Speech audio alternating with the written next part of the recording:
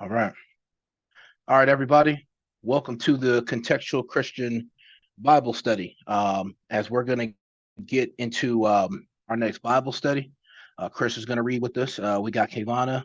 We'll have some others join after. But yeah, this should be a good Bible study. It'll confirm a couple things here. Let me go ahead and pray it in. So everybody bow your heads if you can. Father, Um, even though we we started off with a small number for the Bible study, we're still going to get into the Bible study. People can come in later; they can do the recap. That's fine, as long as people are part of learning your word and learning what your people have done and getting great, valuable lessons out of it. That's all that matters. And I pray that we do that same thing, and that everybody that is busy, I pray that whatever they got going on, I pray that you work your way into their lives and make sure that their situation is runs as smooth as possible with no hiccups or no extra no extra bull that comes up. In Jesus' name, amen. Amen. All right, so I'm gonna do a three-part in what we talked about in our last study. The first thing I want to talk about, and I want to make it as short and simple as possible. David teaches us a valuable lesson in turning the other cheek. When there was a person of Saul's lineage called Shimei, comes around and he's throwing stones at David and kicking dirt at David, cursing him.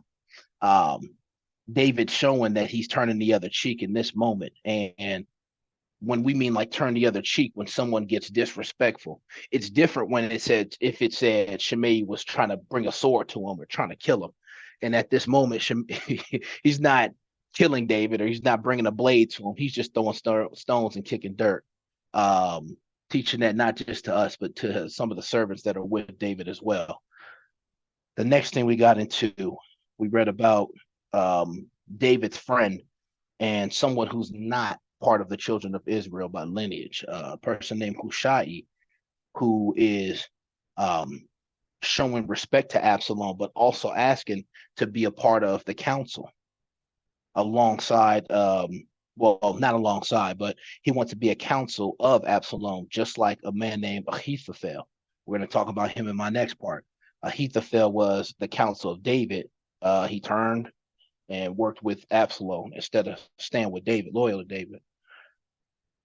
And after that, the last thing we got into is Ahithophel giving counsel to Absalom and telling Absalom to get Hold on. intimate. You already messed up Which part? with Hushai. Go ahead. He wasn't giving respect to Absalom. Why was he going to Absalom in the first place? To be the council, No, be a not part of just the to be the council. council. Not to just be the council. What did David say? Why did he have him go do that? Oh, it was part of David's plan. Yeah, but what about it? You got to bring that up. We're bringing up that part. That's the most important part of that context. Oh, I was gonna bring it up after Ahithophel's the counsel that he gave to Absalom, which was stupid. Well, you already brought up him being okay, so that would be incorrect to do so. You brought up Hushai. You brought up that he's there to give counsel, and you said he there and he gave him respect and asked him. That's not what he was doing. He was playing the part. It's very different. Very different. Because if somebody's just giving respect, they're giving honor and respect. They're trying to do right by somebody. But if you're deceiving somebody, are you giving them respect? I was about to say if you have to, because there are people that let's say if Is it he respectful said to deceive somebody purposefully? well, no, but doesn't he have to show some form of obedience or obedience to play that Obeisance, you role? mean? Obeisance, that's what I mean. Doesn't he have to show that to play that role? He can't just show up But if you don't disrespectful. point out the purpose for it, you give a misleading answer. When you bring up the time, because this is a time frame correction. When you bring up the fact that that's the purpose, I mean, when you bring up what he's doing, You have to bring up the purpose with it. Otherwise, it gives a different interpretation. The way you said it, he was just doing right by Absalom. That's the way that you said it explained. And that's not what happened. He was trying to deceive Absalom. You see what I'm saying? So let me go back then. So Hushai trying to be part of Absalom's counsel is part of David's plan. There you go. David, even though Absalom had a plan to come after David, now his plan is coming together to come after Absalom. And do you understand why you need to do it on that portion, though? Not really, because I was going to bring up the foolish counsel part, but I'm gonna probably have to take that out now because I brought Hushai. No, you can still bring it up afterwards. If you don't bring it up with it, let me switch this over. If you don't bring it up with it, what you make it seem like in your explanation is that he really wanted to just give respect to him. Only for those that read with us that know about the deception would think about that. So he just wanted to give respect to him. That's the impression you give, which that's not the case at all. So now we have a whole entire different context. You see what I'm saying? The only reason why I kind of do but kind of don't is because if you're trying to deceive somebody, you may have to do things like that. If you're trying to deceive somebody. You're not showing respect by deceiving somebody. So you're giving a false interpretation entirely. It would be better to say something along the lines of playing the part or doing what's necessary. But by the use of the term respect, you're changing the context because respect has a real specific meaning. And what we saw from there, he was straight deceiving and lying to him. That's not respect. You see what I'm saying? So the part with the okay. No, because I'm just thinking about it differently from what we had read. Exactly, Chris. You're exactly right. The fact that it's not genuine is the point I'm getting at. You can't say respecting because it's not respecting. If it's not genuine, it's not respecting. You're fooling. And it's like something that Chris and I talked about before. If you're intentionally trying to deceive or degrade somebody, you're literally disrespecting them, not respecting them. Okay, so then I can change it to David's plans coming together as Hushai is playing the part to try to be part of Absalom's counsel. There you go. That works better for the context. Yeah. And then the last part I wanted to get into is Ahithophel, his, foolish or dumb counsel to tell Absalom to get intimate with David's concubines. I wouldn't call it foolish or dumb. Okay. Foolish or dumb means it's lacking intelligence. I wouldn't call it foolish or dumb. I would call it evil. There's a very big difference.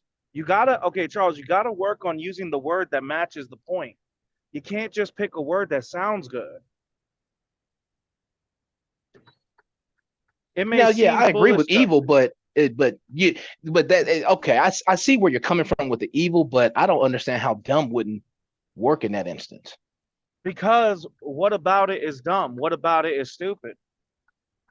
If we're looking from our perspective today, okay, cool. But if you're looking for I'll give you a perfect example. If somebody wants to murder somebody, if that's their goal because they hate the world and they want the world to burn, does it matter how they go about doing it? No. If they deceive the world and tell them to harm each other and to hate on each other, is that dumb? No, because their goal is to have the world burn. It's only dumb or foolish if your goal is to serve God. You see what I'm saying? A perfect example of that would be like the abortion clinics. The creator of abortions was a staunch racist, hated black people, and created the abortion clinics purposely to remove the black population. That was literally in her stated purpose for why she created them. So, from our perspective as godly people, that's stupid, right? Because why would you go against God? But from the perspective of her goal, it's highly intelligent. Oh, you can't handle your bills, you can't handle this. Why don't you just get rid of it? Then you don't have to deal with the responsibility. So, because the goal for him was evil, it's intelligent to do that, not stupid.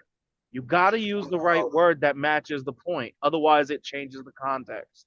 Now, when you brought up the goal would be evil, other than just this part we're reading, do we have another part that can confirm how evil he was trying to be?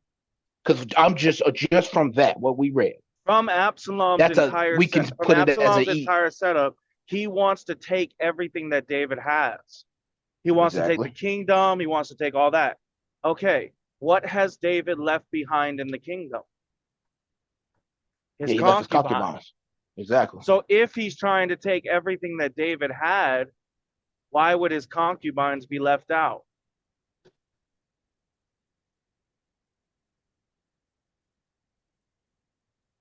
But I'm talking about Ahithophel, not Absalom. I got Yeah, but that's Absalom's. the I thing. got Absalom's But emotion he's already. the advisor to Absalom.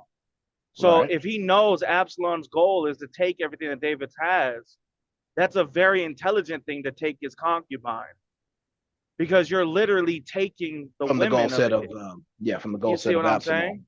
Yeah, from the goal set of Absalom. You got to keep in mind what's going on, and that's not even the bigger issue. You got to work on the words that you use, that they need to match what we read. You can't just pick a word that sounds good. You've done this a couple times, not a lot, but a couple times in the past, where you pick a word that sounds good from your perspective, but it doesn't actually match. You got to think about what you're using and make sure that it matches. Otherwise, just like now, saying it's a foolish thing, that doesn't actually match the context. All right. So, anyways, go ahead and continue with your explanation if you want to reword it or how. Oh, just Ahithophel telling Absalom to um what was the word I used? Get intimate with the concubines that were left. And the only thing I wanted to Yeah. add after that is Ahithophel's counsel was never questioned. When he was David's counsel or when he was Absalom's counsel, neither one never questioned the counsel. They just followed as if they were following orders. That's all I wanted to add for that, for the study we did. Good. Got a lot to work on when it comes to that, but that was a little backwards, but you did good otherwise. Good job. All right. Now then, you said you're reading first? No, Chris. I'm gonna have Chris read All first. right. I'll read second and third. All right, then go ahead, Chris. All right. So today we're starting in 2 Samuel chapter 17, verses 1 through 5. I'll give you a second to get there.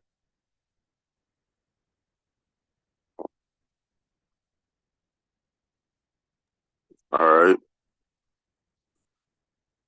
Moreover, Ahithophel said unto Absalom, let me now choose out 12,000 men, and I will arise and pursue after David this night. And I will come upon him while he is very weak and weary and weak-handed, and will make him afraid, and all the people that are with him shall flee.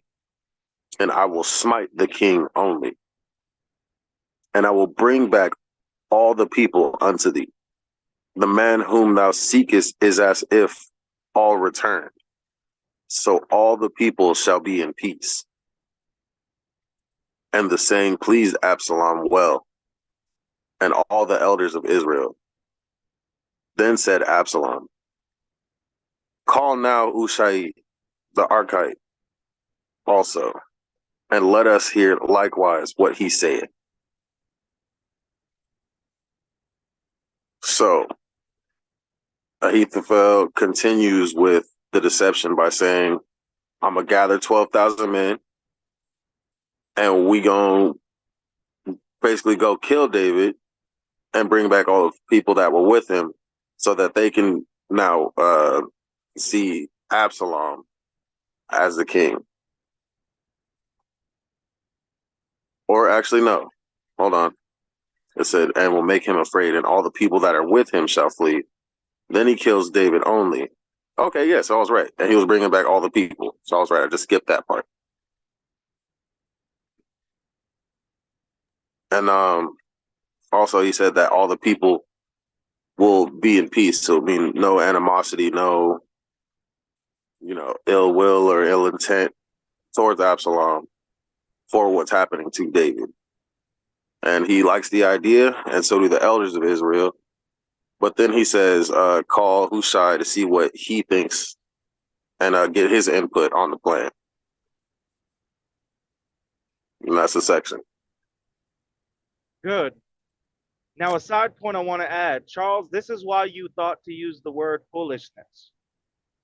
When David made his plan, he said that the goal for Hushai when he goes in is he's going to turn the counsel of Ahithophel to foolishness. That's probably where you got the word foolishness. At the moment, his wisdom was not, his counsel was not considered foolishness. And that's the goal of Hushai, to make it be brought to foolishness. You see what I'm saying, Charles? That's probably where you got the word foolishness from. But what you said, that's that's basically what I'm about to read. So I didn't even get a chance to bring that up as well, because we're gonna literally read that. Yeah, well, it was either this one or the next one. On both of them, you could bring it up. But yeah, so for everybody, now we're about to see what Hushai's response is. Let me go ahead and change it over.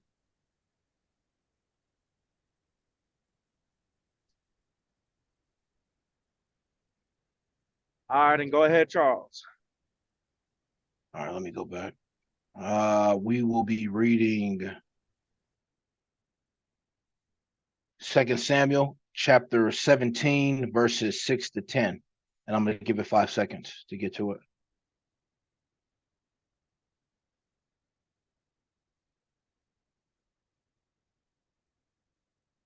All right, verse 6.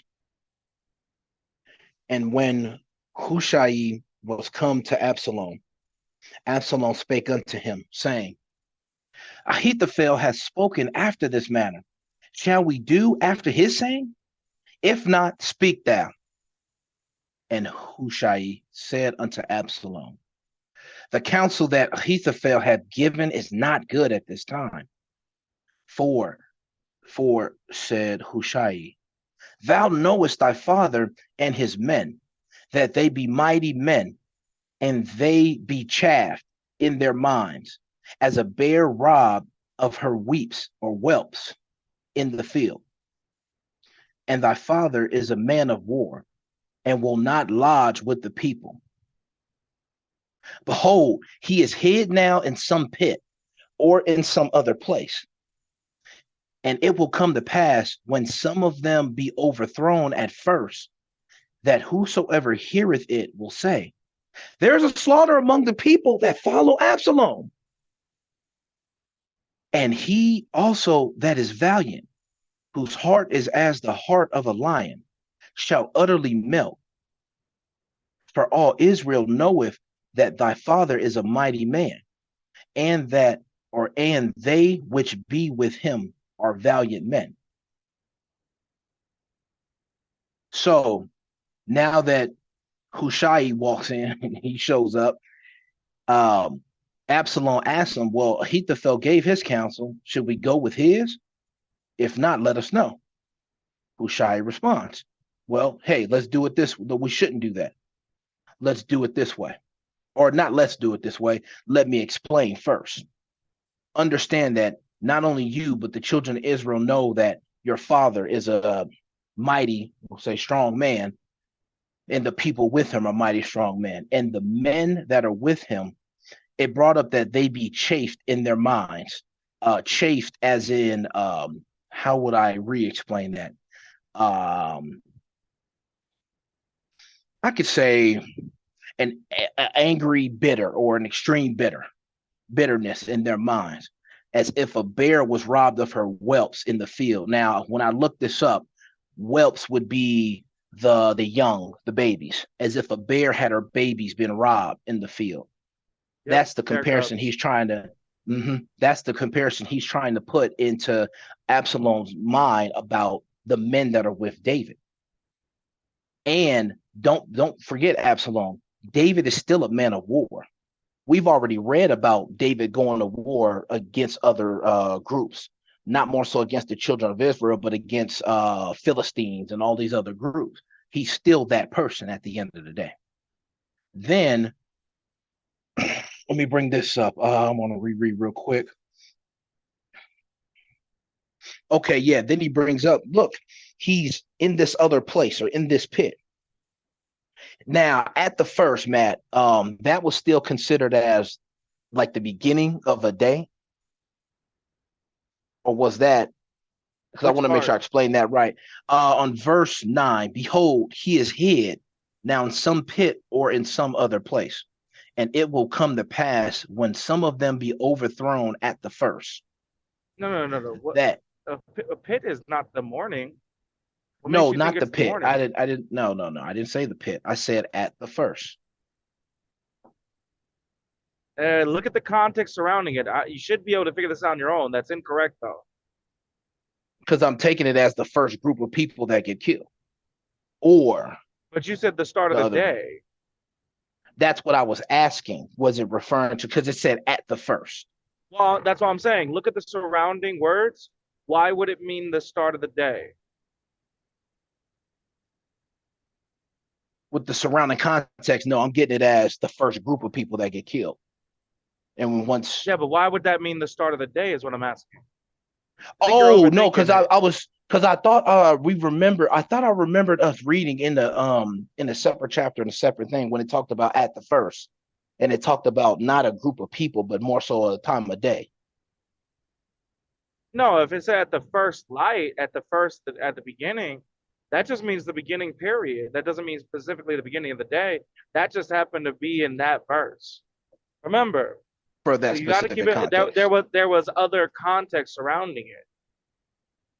At that time, we were talking about they were going to sleep,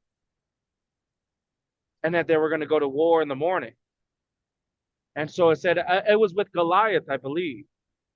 Well, no, we've read it many times before. That's why I wanted to ask. An example with Goliath, I believe it said that at this first, he would always come out and do this. Well, with that surrounding, he's going to sleep, and then at the beginning of every day, he's doing this. You see how the surrounding context is what made it mean the beginning of the day. So what's the surrounding context here? So just with this one, then Hushai is still talking to Absalom, saying, if the first be killed, then when someone hears about it, they're going to say someone that follows at when. I didn't say if, I said when. Oh, I thought it sounded like you said if from my side. So yeah, when the first be killed. When the first be killed, someone's going to hear about that and then say someone that follows Absalom has been killed. Exactly. Now, why does that matter? What is he really saying by pointing that out?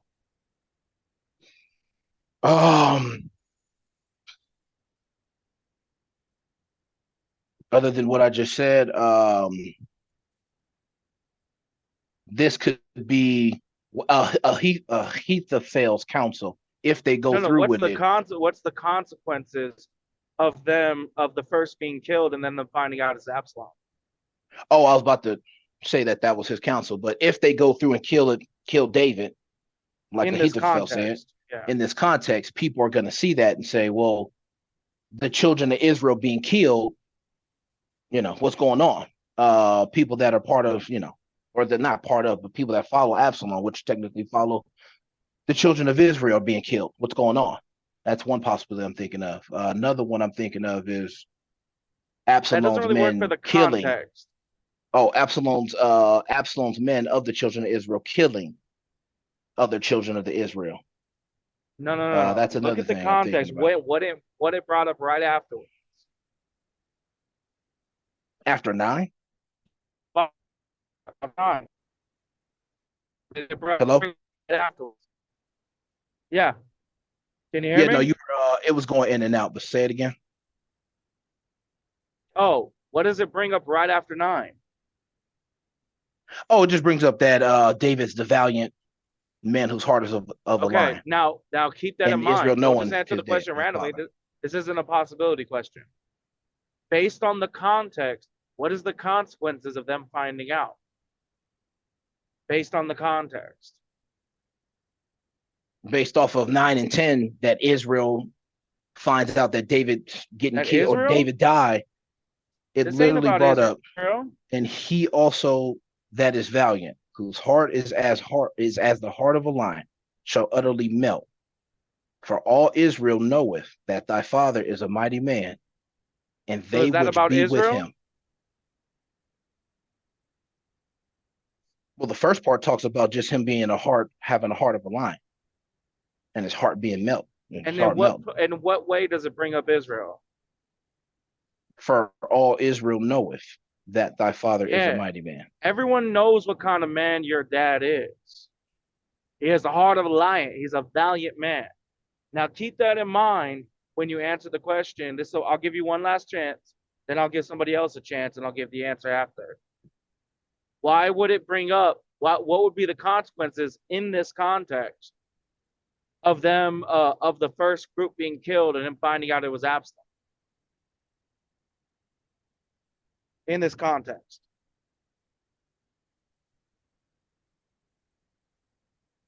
Did I not bring it up earlier about? No, you brought up that Israel might find out. Nowhere in here does it talk about Israel. It brings Oh up no, that I brought Israel that up. knows what I kind of. threw I threw the possibility out, but in verse 10, it just all I'm getting is it talks about his heart as a heart of a lion, and that In Israel relation to knows what? of When him. did it start talking about that? In verse You're not 10, thinking about the context.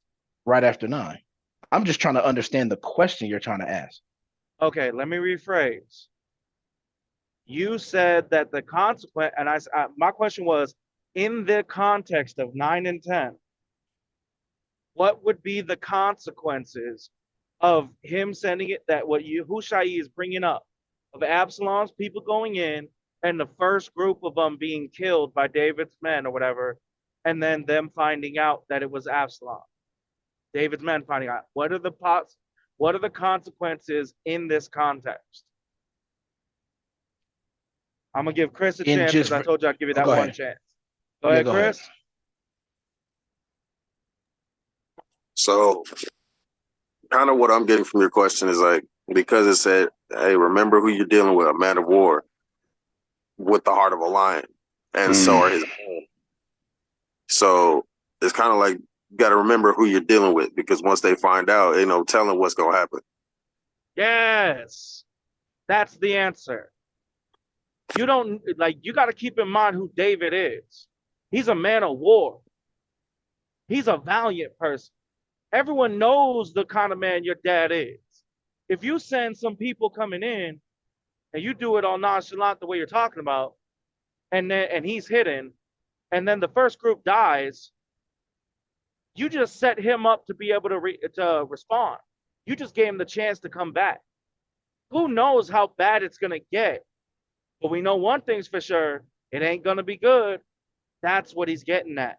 The consequences of him sending these people in and the first group dying is you're giving David, as it goes out of its way to describe him, a valiant man, a man of war. You're giving him a chance to respond, to have a strategy by doing that.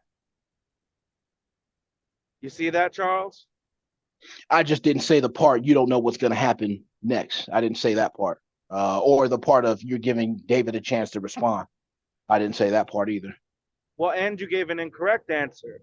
You said that Israel might all know. but I asked like in this context. In this context, it doesn't matter if Israel finds out or not. That's not what it's talking about. In this context, it's only talking about the kind of man that David is. You see what I'm saying? So this is where you got to work on putting the two and two together.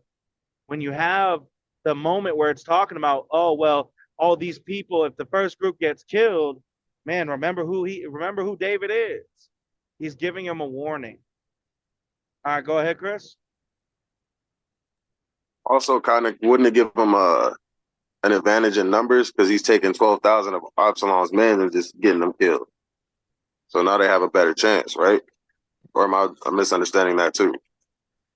No, that's a definite possibility in the context. Because if he sends these 12,000 men and David finds out how many are there, he can create a strategy to be able to take out the men. At the current time, there's more men for Absalom to go in.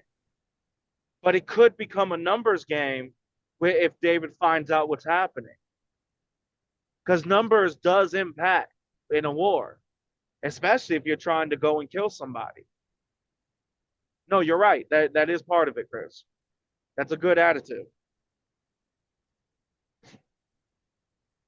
All right, I think we lost Kivana. Anyways, let me go ahead and switch it over. We lost Thomas and Kivana. Thomas said he got a speeding ticket and he'll be on in a second. Okay. Or a little late. All right, anything you guys want to add or say before we go to the final portion?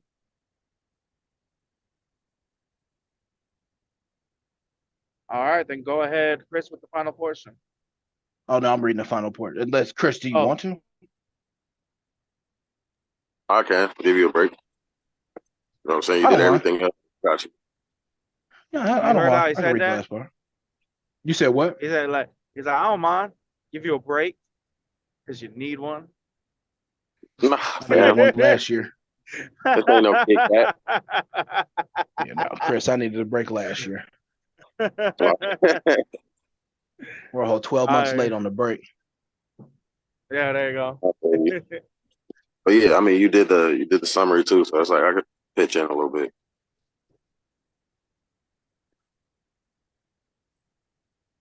All right, so continuing in verse 11. All right. Therefore I counsel that all Israel be generally gathered unto thee, from Dan even to Beersheba, as the sand that is by the sea for multitude, and that thou go to battle in thine own person. So shall we come upon him in some place where he shall be found, and we will light upon him as the dew falleth on the ground. And of him and of all the men that are with him, there shall not be left so much as one. Moreover, if he be gotten into a city, then shall all Israel bring ropes to that city, and we will draw into the river, until there be not one small stone found there. And Absalom and all his men of Israel said, or all the men of Israel said, the counsel of Hushai the Archite is better than the counsel of Ahithophel. For the Lord had appointed to defeat the good counsel of Ahithophel, to the intent that the Lord might bring evil upon Absalom. Okay. So Hushai's plan is basically gather everybody and then storm over there to where David is and wipe everybody out. And even if he's in a town, they're gonna run that to the ground as well. And Absalom and the elders, they like Hushai's plan better than Ahithophel's. And one thing I'm not 100% sure is because they say, for the Lord had appointed to defeat the good counsel of Ahithophel, to the intent that the Lord might bring evil upon Absalom.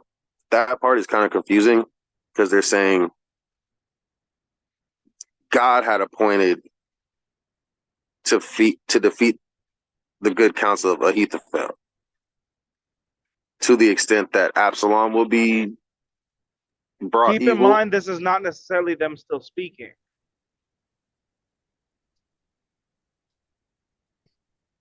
I knew this one was going to be hard. That's why I kind of left it in like that a little bit. This is not them speaking. This is a side note pointing in, bringing back up what we already were told.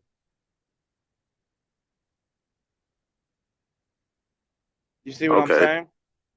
Somewhat. Okay, so in 14, we have the period after the council of Ahithophel. Then it's a period, so it's an end of statement, not a comma. So it's not part of the same statement. And then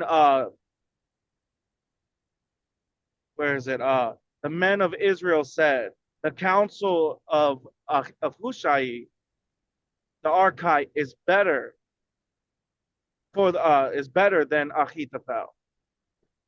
For the Lord hath appointed. Now there's two possibilities in here. Either one, it's just talking about, it's just them saying more. They're saying that it's better. But this is where the process of elimination comes in. Remember, the council is on whose side, David or Absalom? David, or at least no, Ahithophel's counsel. Exactly, they're on Ahithophel's counsel. So would they want for Hushai's counsel to be better? Would they want God to take out Absalom? Remember, they were on Absalom's side earlier, right? Right. So if we keep that in mind, that takes out one possibility.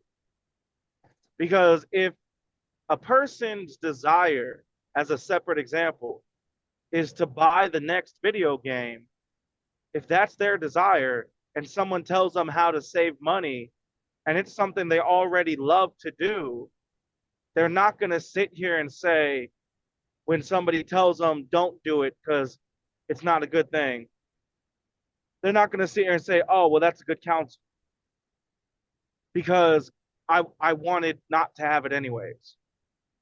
Like the desires themselves are contradicting. You see what I'm saying? Right. So this is a good time for growth and context. We know for a fact that this is not them continuing to speak because it contradicts what their said desire was earlier, which when it was the said desire, it wasn't them speaking. It was the writer of the book of the Bible explaining it. You see what I'm saying? Yeah. Well, the part that's confusing me is like how it says you gotta move your leg real quick. Oh, my bad. No, you good. So it says the Lord had appointed to defeat the good counsel of Ahithophel. Yeah. Where did we hear that before? I couldn't tell you. I was in our study a couple times ago. All right, Charles, where did we hear before about the council being defeated? 2 studies ago. I think David, let me go back. I think David prayed for it, actually. Yes. Remember, Chris, we had that prayer from David that Ahithophel's counsel would be defeated. And then the first thing that comes up, the first person he meets or sees, Hushai. Remember? Oh, okay. So this is where it's important. Yeah, so this is where it's important to keep in mind the past chapters. Because the reason we know that this is not them speaking and it's just a statement from the writer of the book, the reason that we know that is because we already read about their goal was to support Absalom. We read that in this chapter earlier today, let alone in the chapters before. Council was on Absalom's side at the moment. So if Absalom gets taken out, that goes against what they want, right? Right. So that don't make sense for them to be sitting here that this is part of their speech. Them saying, for the Lord had appointed to defeat the good counsel of this. Right after they just said that his information is better. That doesn't make sense because Ahithophel is the one who's giving counsel to Absalom right now. Yeah, So I think I just mixed them up. yeah, no, it's Who's not that. that? This is something that most people would get tripped up with. That's why I brought it up. Charles would have gotten tripped up with this back a few months ago. He might have gotten tripped up even today if he had like not focused enough. Actually, matter of fact, Charles, did you catch it before I said it? Did I catch? You mean while Chris was reading, or when Chris explained? While Chris was reading, did you Yeah, catch that that was just the writer giving another detail and not actually part of the council speech? yeah, I caught it way before because I read ahead. I had just looked it up, so Oh, okay, good. All right. Well, not this time, Chris. You can't beat Charles this time. No, I got you. yeah, Chris already had me beat earlier. Yeah. So so that's the point. So keep in mind when somebody already has stated desires, because what we're reading is the historical writings from a person, whoever wrote the book of the Second Samuel. So if we already have, if we have somebody speaking, that's one thing. People can lie. But if the writer themselves is writing about that, then we know they're writing what's supposedly in their hearts or what they are actually. So that's a statement of fact in the history, not the person speaking. So we got to keep that in mind, that part of that context is the process of elimination. Got you. So, anyways, anything else you wanted to add? Because otherwise, your context was good. No, that's it. All right, then, Charles, I'm gonna go mute myself. Why don't you go ahead and pray us out? All right, cool. Let me close this. All right. Good study, guys. Let's go ahead and pray it out. Everybody bow your heads if you can.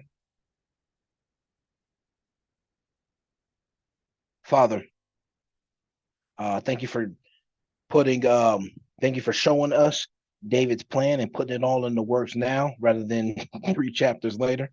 And thank you for showing us some of the things that we needed to learn here. And thank you for giving me a chance to, well, thanks for putting me in a position where I was going to mess up so that way I could take some notes and work harder on making sure I get the context better and making sure I re-explain it a little bit better as well. And separate from the study, I pray that everybody ends today on a good note. In Jesus' name, amen. Amen. Amen. All right, y'all. I'll talk to y'all tomorrow.